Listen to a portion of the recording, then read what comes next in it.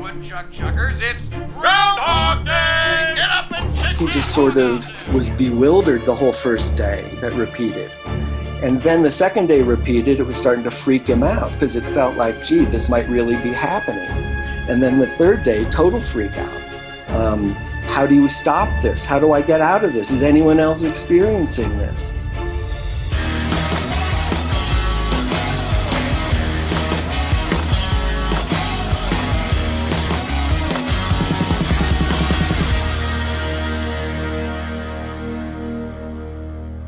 Richard, have you ever felt that life is monotonous?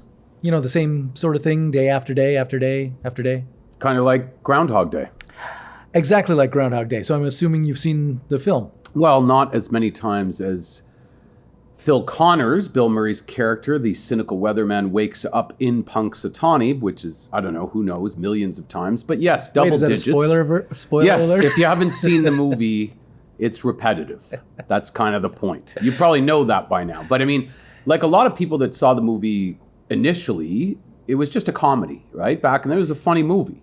Yeah. But over the years, as I've aged and also become wiser, the philosophical aspects of it, the meaning of life stuff, what's going on, have become sort of more appealing. And for lack of a better word, the science of it, the being stuck in a time loop, as today's What If is, or as the physicists call it, a causal loop. Oh, a causal loop. Well, I would define a causal loop as a theoretical proposition, which of course means by means of either retrocausality or time travel. A sequence of events is among the causes of another event, which in turn among the causes of the first mentioned event. Wow, that was incredibly natural and authentic. That's how I normally yes, it's exactly right off the top of your head. But I mean, yes, obviously this has become a genre in films, and it's not just Groundhog Day. Obviously, it's progressed. There's Day After Tomorrow, which with Tom Cruise, Emily Blunt. It's kind of an action film. Of course, you haven't seen it. Russian Doll. Have seen it, loved it. It was an excellent series on Netflix. Yes, and also the most recent entrant into this time loop genre is Palm Springs, which is out right now. Have you seen that? I'm going to surprise you here, and yes, I have seen it. Wow, breaking news. It doesn't really surprise you because you suggested maybe that I watch it, so I did watch it, and I loved it. It was great. I mean, it's an interesting idea for anybody to consider. Okay, imagine you're stuck in a time loop and you're having to wake up, every day over and over and again. It's explored now in a whole bunch of cool series and movies, but really the person who wrote the book on this genre, or I guess more accurately wrote the script for Groundhog Day, which is kind of the top of the pyramid for this genre, is of course our guest today, Danny Rubin. Danny Rubin is an American screenwriter and playwright, most famous for penning the American classic comedy that became part of not only popular culture, but of our everyday lexicon as well. Yeah, that's right, Groundhog Day. If you haven't seen it, you've probably said it. But Danny isn't just an award-winning screenwriter, he's also one of us, a science geek. He got his BA in biology from the prestigious Brown University, and once aspired to be a science journalist himself. He later went on to teach English at a little school called Harvard. In 2016, Groundhog Day the musical opened on Broadway to rave reviews and went on to be nominated for 7 Tony Awards. So great to have you here, Danny. Welcome to What If Discussed. Thank you. Happy to be here. So Groundhog Day, we talked about it off the top. You couldn't talk time loops unless you're talking about this iconic film, which again, at one point was just a really cool movie that was, successful at the box office, critically acclaimed. And then over the years, it started to get looked at and scrutinized from everybody from economists to philosophers to Hindu spiritualists to psychologists. When did you notice that this movie was becoming more than just a cool Hollywood movie and becoming something more? Well, the first signs came within the first year when I started getting fan mail, which screenwriters don't get. And the fan mail was coming from unusual places. The first one I got was from a monk in Germany. the second one was from England, from a couple that followed the Kabbalah, and they thought that there was some connections there. And then a philosophy professor in Pittsburgh who used to teach that I had somehow articulated Nietzsche's eternal recurrence that he had written about. All these things. And Harold Ramis also was getting all kinds of notes from monks and, Buddhists, and everybody was starting to pile on from unusual places. So that's when for me, it was sort of gratifying because I knew that there was more meat to it than just a simple comedy. That's what was in it. And I didn't know if people were going to get it or not. And when these things started coming back, it was great. And then it was sort of a slow burn for another 10 or 15 years. And then slowly people started using it to refer to the being stuck in some repetitive cycle. During the Iraq War, a lot of soldiers were there feeling their days were repetitive. And I started seeing that echoed then. And then it started creeping into politics. And then it just became part of the lexicon. Danny, we know from your bio that we just read that you have a BA in biology, and maybe people don't know you wanted to become a science communicator at one point. So obviously, like our audience and everybody watching today, you are a very curious person. How has your curiosity shaped your writing? I think because I don't ever take on a script idea for something that I already know about. I always try to find something about it that's going to challenge me, where I'm going to have to learn something. I kind of figured out a long time ago that most Hollywood careers involve, or screenwriting careers involve writing scripts that don't get made and often don't sell. And so, and I knew people who were like, man, this guy had lost his house, had lost his apartment, was living out of his car. And that's when he sold his first screenplay that changed everything. I kind of decided I wasn't going to be that guy. If I couldn't sell anything, I wasn't going to have my entire hat hanging on that. I wanted the process of writing to be fulfilling in my life as well. So I think satisfying curiosities and things I was just toying with in my mind or interested in learning more about was always an ingredient in the life. It was interesting to me, Danny, when I read more about this, is that obviously Bill Murray and Harold Ramis had been partners and friends for a long time. They had made Stripes and Caddyshack and Ghostbusters. But ironically, in this movie, they sort of differed in their approach to it. Ramis wanted to go with more of the comedy tack to it, but apparently Bill Murray wanted to explore more of the philosophical aspects. And they differed so much on this that it ended their friendship. Made them estranged for years. But in the end, do you think that it was that, the headbutting and the pushing and pulling of, one philosophical point of view and one comedy point of view, is that what made this movie, resonate with people so much? I doubt it. I don't know. I think, it's a good observation, but I don't even know if it's true.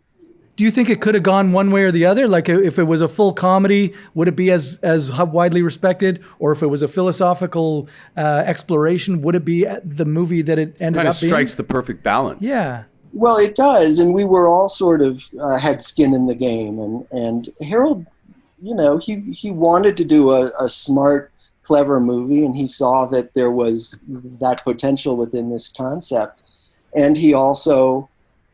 the script that I presented to him was not Hollywood formula. It was, if anything, kind of more like an Ealing Studios English movie, which to me at the time, I just sort of felt if I've ever seen a movie any time before, then that kind of movie is producible. It's something that somebody could make. It didn't occur to me that Hollywood only makes a certain kind of movie in a certain way. And Harold was aware of that. And I was pushing up against standard convention. And I think his move to make it a little bit more, not even more comedic, just more a Harold Ramis film, where his sensibilities were, it wasn't just to make it funnier. It was just to make it the kind of film that the studio might actually produce. And Bill and I both sort of fought against certain adolescent instincts. It wasn't just to make it funny, but is it really the kind of funny we want to show, Bill Murray as a degenerate adolescent type? Is it necessary? How much of that do you need? And so I don't know if that was really what the split was about. I really don't know why they were fighting, and I think it was mostly generated by Bill. I think Harold wanted everybody to get along, but he didn't know why Bill was so angry, and Bill was just being uncooperative to him. So it interfered with the process, I guess. I was the first time in this situation. I was kind of in between and didn't really know how to deal with it. I just tried to be as helpful as I could to everybody and hope that it worked out.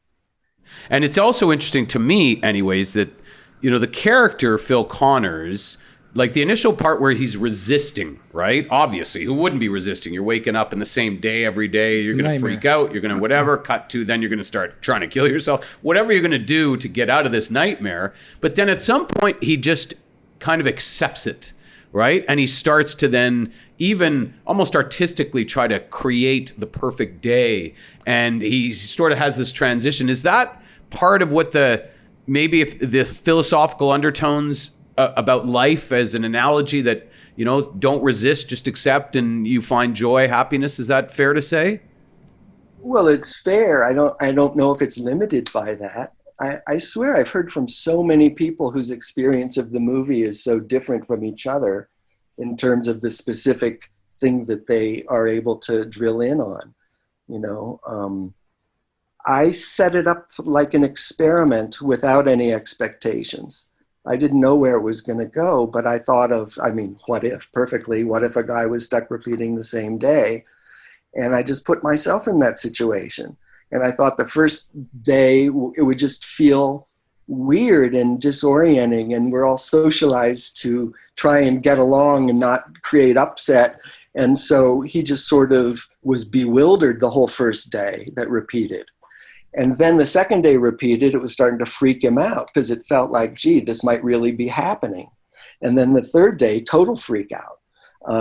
How do you stop this? How do I get out of this? Is anyone else experiencing this? How, you do your scientific inquiry. What are all of the boxes? What could this possibly be? Let's theorize. Obviously, his goal is to get out of it and to stop it and to make it go away. And after he discovers even death isn't going to stop it, it's not that he accepts it, but that he stops fighting, how do I get out of it? It's a good way to put it. Stops looking at that and starts looking at how do I live? How do I live? Can I just ask you, how much personally do you wonder about the existential aspects of life? Like, I'm guessing you live in New Mexico, so you probably spend a lot of nights gazing up, staring at the stars, surrounded by a rich indigenous history. Like, there must be a lot of pondering in your life. Why do you believe you wrote this movie in the end? Was there a bigger significance to it than what you thought at the time? I don't know. You can always look back at these things and dig in and say, well, obviously, because of the kind of person I was then, it came out this way. But very clearly, we were not trying to preach to anybody about anything. We were just telling a story. I was just telling a story. And I was aware of all the humanistic ramifications and the existential situation. I mean, just the fact that, the studio kept trying to give us a reason for his being stuck in the time loop because that conformed to their idea of storytelling. And this is how this kind of comedy story works. And my feeling was, if you don't have an explanation of how we got here, you make it we put everybody into that seat because none of us know how we got here. And none of us know what the rules are. And we ask, we look to our parents and teachers and leaders and civilization and other people to try and figure out, well, what are the rules? What are the limits? And we all figure out that we have to find love and make something of ourselves in life. Yeah. And I believe that I already had that kind of perspective going into writing it, so it doesn't surprise me that it ended up there. And frankly, Harold is a very thoughtful, philosophical, questioning guy. He goes after it, or went after it, more in terms of experience and reading a lot of books and getting as much knowledge and hearing other people's perspective and joining men's groups and being part of a, active I wanted to say inquisition isn't the right word, inquiry, I guess, into all of these great issues. I'm not quite so formal about it. As you say, I moved to the kind of place where you notice the beauty of the universe constantly.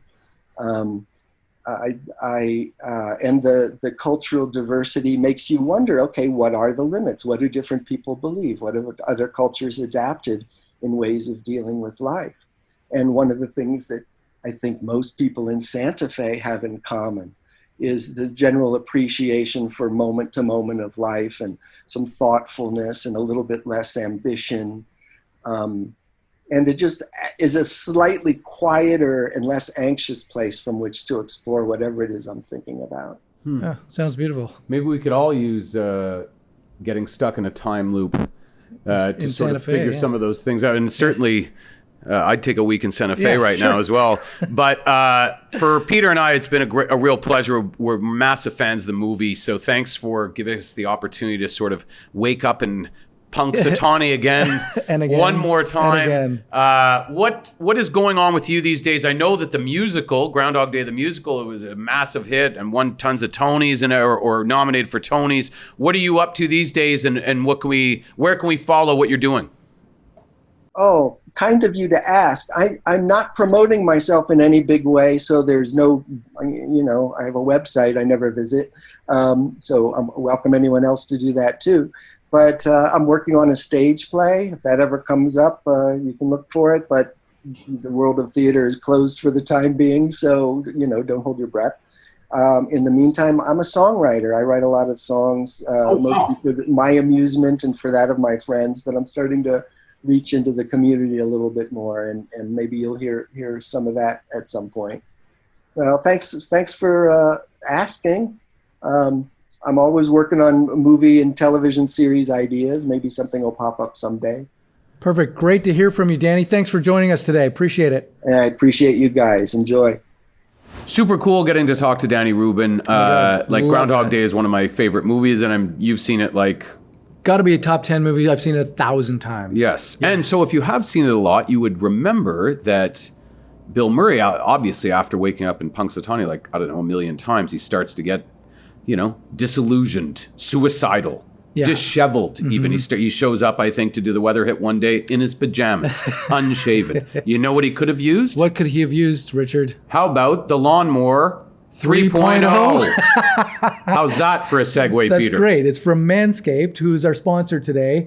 And speaking of disheveled, I think you remember at the beginning of this, I thought I was going to, at the beginning of COVID, the pandemic, yes, I thought I was going to grow a little bit of a beard because I thought we'll be home for 3 weeks. Yes. Nobody thought it was going to be 5 months. Yes, so cut to 5 months later. Yeah. So I got one of these from Manscaped, and the Lawnmower 3.0, and it's the perfect personal grooming device that I use for this.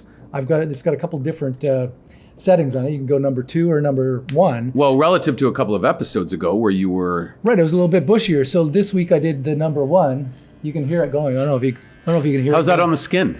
It's great on the skin. It's they've got this nick-free technology, so you don't cut yourself like you used to cut yourself. Yes. Not on their product, but on other people's products, you would cut yourself. So this has got nick-free technology, and the blades, it's some sort of patented blade. I don't know exactly what they term it, but you get replacement blades every 3 months when you get the Perfect Package 3.0 Essentials Kit. Which we both received, and thank you, Manscaped, because beyond just this, got a whole bunch of other essential oils, some other cool stuff. Yeah, there was not essential oils, but there was a anti-chafing deodorant and a moisturizing spray that helped out, as well as a free pair of underwear, a travel bag, and like I say, you get the free blades, or not free blades, but you get replacement blades every 3 months when you get the package. How you liking the new beard? I'm going to have to go in the washroom and finish this off. If you guys would like to get something like this, you can get 20% off at manscaped.com when you use the promo code WHATIF. So go to manscaped.com and use the promo code WHATIF. And what if, and get one of these things and clean yourself up. So we get to return one more time to Punxsutawney, Pennsylvania, with Danny Rubin. One more time. A couple of cool takeaways, especially what I thought, like his last answer was really interesting and thoughtful and philosophical. But it did surprise me that really out of the gate, he talked about getting fan letters. Back in the day, there was no emails. Literally got fan letters. He mentioned a German monk, which is kind of an oxymoron, you think. Like, you don't think a lot of German monks. Yeah. But that it started to almost out of the gate be something that people were responding to from a philosophical standpoint, more than just, hey, that was a really funny movie. Right, because it is all about the philosophical point of view. And I thought it was very funny that he got more letters from monks. Yes. Like more monks. All the monks in the world are like... All of a sudden he's got pen pals. But it's interesting because if you have, whether it's the Hindu religion talking about karma, reincarnation, there's a lot of aspects when you start to look at, Buddhism, philosophy in general, that you come back to this idea of, as he talked about, it was very well worded the way he put it. I asked about Bill Murray accepting his fate, and he sort of turned it, I can't remember his exact wording, but he said it's not so much accepting, he just stopped resisting it. Right. And just sort of went with the flow and was kind of present for that, which is something you would hear, whether it's a new age Deepak Chopra or Eckhart Tolle, or if you're listening to somebody talk about, Buddhism, from a theological perspective. Yeah, I think it's probably a movie that resonated with the monks because it was probably one of the first movies that talked about existentialism. It was probably one of the first movies that, dove into those sort of topics. And since then, it's become a very popular trope or subject. Tons of movies like this. Tons of movies, not necessarily just stuck in a time warp, but also just thinking about your existential existence on the earth. And interestingly, like Groundhog Day, when people use the term, right? And, it's part of our lexicon now. Like people that have never seen the movie will reference, oh man, this week has felt like Groundhog Day. And they mean, obviously, the same thing over and over again. Referring to the movie. Which is negative, but there's also aspects of it that are, I think, positive in that, like, initially you go through these things in your life that you're like, oh my God, whatever. It's always after the fact that you look back and say, well, that's what ultimately got me to sort of be more aware, take notice and say, okay, what do I got to switch up here? Because whatever I'm doing, it ain't working. And what do we know about one of the definitions of insanity? It's doing the same thing over and over again and expecting different results. Well, if you liked this episode, maybe you'll like to Groundhog Day it and go back to the beginning and watch it all over again. Which we appreciate. Keep Groundhog Day those it again. views up. Yeah. Or maybe you just want to dig a little deeper into the subject. And if that is the case, we'll go a little deeper next when we speak with Ryan Wasserman, professor of philosophy at Western Washington University, about the paradoxes of time travel. But you're going to have to click on the link in the description below to get to it because it's an extended audio version. So join us for that. We'll talk more about time paradoxes, time loops, and maybe finding love and getting out of our time loop. We'll see you again next time on What If Discussed.